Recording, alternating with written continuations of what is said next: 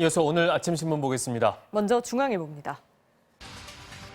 총선일인 오늘 유권자가 행사할 한 표의 가치가 4,660만 원에 달한다고 합니다. 올해 정부 예산을 기준으로 21대 국회의원이 4년 임기 동안 다루는 예산 규모는 2,050조, 이를 전체 유권자 수로 나눈 투표 가치라는데요.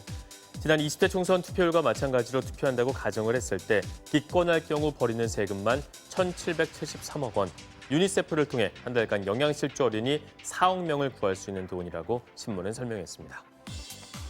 제21대 국회의원 선거를 앞두고 출마 후보들의 무차별적 문자와 전화 유세로 많은 유권자가 큰 불편을 겪었다고 합니다. 한국인터넷진흥원에 따르면 올해 1월 1일부터 4월 12일까지 118 상담센터에 접수된 21대 총선 관련 개인정보 민원 상담이 9천 건에 육박했습니다.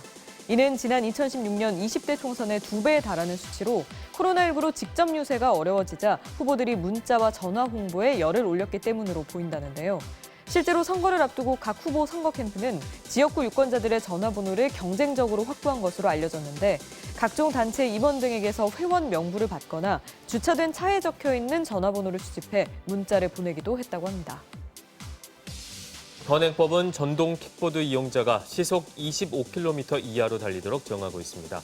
이 때문에 국내에서 사고 파는 전동 킥보드에는 이 속도를 넘기면 자동으로 전력 공급이 끊기는 장치가 달려 있다는데요. 그런데 신문에 따르면 일부 전동 킥보드 매장 관계자들이 속도 제한 장치를 없앤 불법 개조 킥보드를 팔고 있다고 합니다. 장치를 없애고 보조 배터리를 추가하면 오토바이만큼 속도를 낼 수 있다면서 당연한 듯 불법 개조를 권유하기도 한다는데요. 고속 킥보드가 시중에 버젓이 유통되고 이용자들의 면허증 확인도 제대로 하지 않고 이런 탓에 전동 킥보드 관련 교통사고가 해마다 늘고 있는 것이라고 신문은 지적했습니다. 코로나19 사태로 집콕 쪽이 늘면서 1990년대와 2000년대에 유행했던 콘텐츠들이 최근 다시 유행하고 있다고 합니다. 당시 큰 인기를 끌었던 가정용 게임기가 지난달부터 품귀 현상을 빚으면서 중고 가격이 새 상품 가격을 웃돌고 있고 그 시절 방영했던 한 애니메이션 기념 앨범 제작 펀딩에는 수만 명이 몰렸다는데요. 집에서 보내는 시간이 많아진 데다 옛것을 새롭게 누리는 레트로 유행, 여기에 자신이 좋아하는 것에 투자하면서 소소한 행복을 누리는 젊은 세대의 풍조 역시 이런 현상을 이끌고 있다고 신문은 설명했습니다. 한편 온라인에서는 코로나19 극복을 위한 챌린지, 릴레이 기부, 응원 캠페인 등이 다양한 양상으로 확산되면서 일종의 놀이 문화로 자리 잡아가고 있다고 합니다. 사회적 거리 두기로 집에서 보내는 시간이 늘어나는 데다 그 안에 사회적 의미가 담기면서 결국 유행이 되는 흐름이 나타나고 있다는데요. 신문에 따르면 동영상 공유 플랫폼에는 코로나19 예방 수칙대로 깨끗이 씻은 손으로 레몬을 까먹고 기부하는 레몬 챌린지가 퍼지고 있고 SNS에서는 꽃을 선물 받으면 다른 사람에게도 선물하는 화훼 농가 돕기 릴레이 캠페인이 인기라고 합니다. 또 방송사들은 SNS와 홈페이지 등을 통해 힘내라 대한민국 응원 릴레이를 이어가고 있다고 합니다.